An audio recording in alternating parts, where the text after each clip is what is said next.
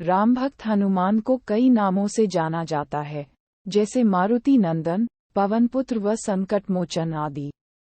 माना जाता है कि वह भगवान शिव के 11वें रुद्र अवतार थे और उनके जन्म का उल्लेख कई पौराणिक कथाओं में मिलता है। हनुमान जी के जन्म की कथा बहुत रोचक है।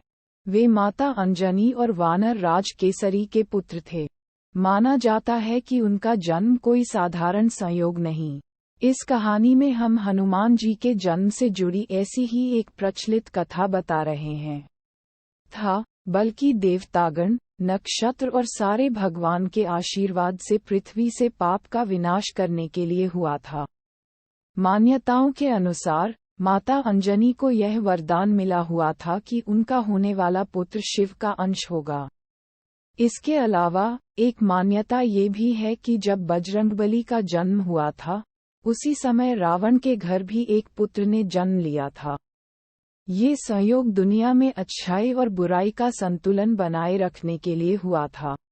बात सतयुग की है, जब माता अंजनी एक जंगल में बैठकर पुत्र प्राप्ति के लिए भगवान शिव की पूजा कर रही थीं। वह हाथ जोड़कर और आंखें बंद करके आराधना में लीन थी। तभी उनकी सामने रखी कटोरी में एक फल आकर गिरा। माता अंजनी ने जब उस फल को देखा, तो उन्होंने उसे प्रसाद समझकर सेवन कर लिया। दरअसल, जब माता अंजनी जंगल में पूजा कर रही थी, तब वहां से दूर अयोध्या में राजा दशरथ भी पुत्र प्राप्ति के लिए शिव यज्ञ करवा रहे थे। इस हवन के बाद पंडित ने राजा दशरथ की तीनों रानियों को फल दिए, जिन्हें खाने से उन्हें पुत्र प्राप्ति हुई थी।